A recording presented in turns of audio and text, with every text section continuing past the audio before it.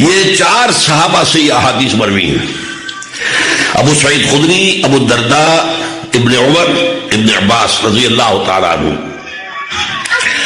اور صحیح مسلم میں بھی ہے، سنن ابی داؤد میں، سنن ترمذی میں، سنن نسائی میں، احمد ابن حنبل، بیہقی، ان سب کے اندر یہ روایت موجود ہے. بعض میں یہ ہے کہ سورہ کہف کی ابتدائی 10 آیات، بعض میں ہے آخری آیات، بعض میں ہے تقریباً پوری سورت. یہ بھی فرمایا گیا ہے کہ جو شخص ہر جمعے کو سورہ کہف کی تلاوت کرے گا وہ اس جمعے سے لے کر اگلے جمعے تک دجال کے فتنے کے اثرات سے اپنے آپ کو محفوظ کر لے گا. یہ تیسرا پہلو ہے. تو یہ 3 اعتبارات سے حدیث کے اندر دجال کا ذکر ہے، لیکن جیسا کہ میں نے عرض کیا قرآن مجید میں اس کا کوئی ذکر نہیں ہے. یہ جو دجالی فتنہ ہے اس کے ساتھ ایک خاص مناسبت ہے سورہ مبارکہ کی. احادیث میں آتا ہے کہ دجالی فتنے کے اثرات سے بچنے کے لیے اس سورہ مبارکہ سے ذہنی اور قلبی رشتہ مفید ہے. اس کی تلاوت کرتے رہنا، خاص طور پر جمعے کے روز. پوری سورہ کہف، ورنہ یہ کہ کم سے کم اس کی ابتدائی اور آخری آیات، ان کی بڑی اہمیت ہے.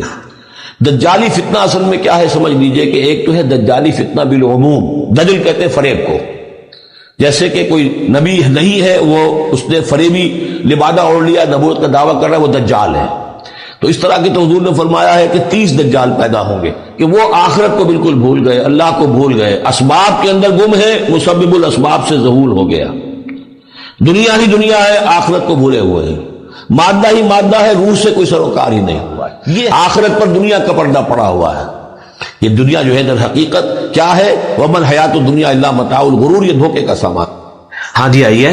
سورۃ الکہف جو ہے جمعے کے بارے میں فضیلت صحیح سند کے ساتھ ہے، المستدرک الحاکم میں بھی اور موقوفاً سنن دارمی میں بھی ابو سعید خدری سے رضی اللہ تعالیٰ عنہما کہ نبی صلی اللہ علیہ وآلہ وسلم نے فرمایا جو شخص جمعے کے دن سورۃ الکہف پڑھ لے گا تو ایک جمعے سے لے کے اگلے جمعے تک اس کے لیے نور ہو جائے گا اللہ کی طرف سے.